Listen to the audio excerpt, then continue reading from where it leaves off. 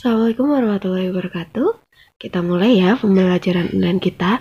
Hari ini kita akan bahas materi prakarya. Prakarya ini nanti kita sudah masuk bab 2, yaitu penjernihan air. Sebelum kita masuk materi, kita cari tahu dulu yuk, apa sih pengertian air? Air merupakan sumber bagi kehidupan.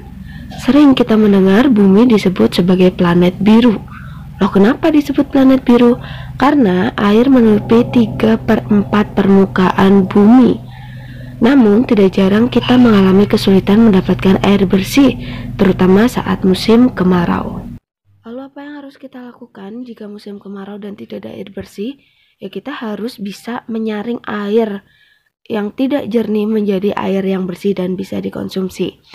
Nah, sekarang kita akan belajar tentang sistem penyaringan air dari bahan alami. Yang pertama yang akan kita bahas adalah ada dua cara. Yang pertama penyaringan dan kedua adalah pengendapan. Kita belajar mulai dari penyaringan dulu. Apa sih penyaringan? Penyaringan atau sering disebut filtrasi merupakan proses pemisahan padatan yang terlalu dalam air. Jadi kalau di dalam air ada pasir, kita saring biar pasirnya nggak ikut. Itu pengertian dari penyaringan. Berikutnya, yang kedua adalah pengendapan. Apa sih pengendapan? Kalau pengendapan itu adalah proses untuk memisahkan air dan partikel-partikel padat yang terdapat di dalam air, memanfaatkan gaya gravitasi. Jadi biasanya air-air yang kotor kita diamkan selama beberapa waktu. Setelah itu nanti kan pisah sendiri tuh partikel-partikel padat kayak pasir turun sendiri, karena ini memanfaatkan gaya gravitasi. Jadi tahu kan bedanya penyaringan dan pengendapan.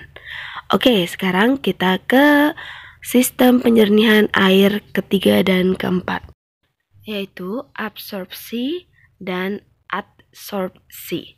Bedanya apa sih antara absorpsi dan adsorpsi? Oke, kita lihat ya. Absorpsi adalah proses masuknya zat cair pada zat padat atau zat cair lain. Atau gampangnya, atau yang mudah kita ingat, absorpsi adalah penyerapan zat cair lain. Ingat ya, penyerapan. Oke, berikutnya kita akan bahas adsorpsi yang pakai D nih. Tadi kalau absorpsi penyerapan, kalau adsorpsi adalah peristiwa menempelnya molekul, ion maupun atom pada permukaan. Ingat ya, jadi menempel. Oke, proses ini menghasilkan lapisan tipis yang disebut adsorbat atau zat yang diserap pada permukaan adsorben atau zat yang menyerap.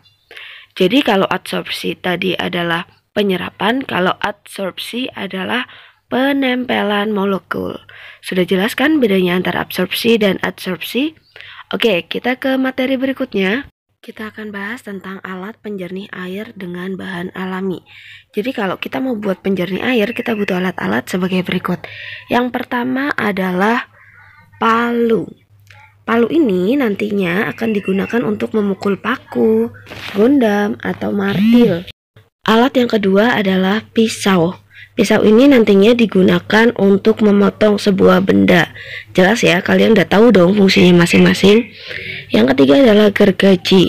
Gergaji adalah besi tipis nih, bergigi tajam. Biasanya digunakan untuk memotong atau membelah kayu. Dan yang terakhir yang harus kita gunakan untuk membuat penjernih air adalah bor. Bor ini adalah suatu jenis mesin di mana geraknya muter. Alat pemotong yang arah pemakaiannya hanya pada sumbu mesin tersebut. Itu adalah guna dari alat bor. Berikutnya kita akan bahas tentang prosedur membuat penjernih air. Nanti di sini akan saya tunjukkan sebuah gambar gimana sih cara menjernihkan air. Oke, kita lihat gambarnya. Yang pertama, sumber air. Sumber air ini nggak perlu jernih, nggak apa-apa, karena tujuan kita adalah untuk menjernihkan air. Setelah itu, di tempat pertama kita menggunakan versi pengendapan. Kita menggunakan batu kali di bawahnya. Jadi sumber air itu ditaruh aja di wadah itu. Dan ingat, di bawah wadah itu sudah ada batu kali pengendapan. Berikutnya, untuk tempat atau urutan penyaringan berikutnya adalah menggunakan ijuk. Ijuk, lalu ada pasir halus, lalu ijuk lagi, pasir halus lagi, Berikutnya ada arang tempurung kelapa, kerikil, dan batu. Dalam tahap ini kita menggunakan metode penyaringan. Kalau yang pertama kita endapkan dulu dan metode yang kedua adalah penyaringan. Barulah kita bisa mendapatkan air yang jernih. Kalian bisa menaruhnya di bak penampungan. Oke, itu dia materi prakarya hari ini. Jangan lupa dibaca dan tulis nama kalian beserta nama kelas di komen di bawah video ini. Jadi saya tahu siapa aja sih yang sudah belajar online tentang materi prakarya penyediran air. Oke, see you for the next time. Bye. Wassalamualaikum warahmatullahi wabarakatuh.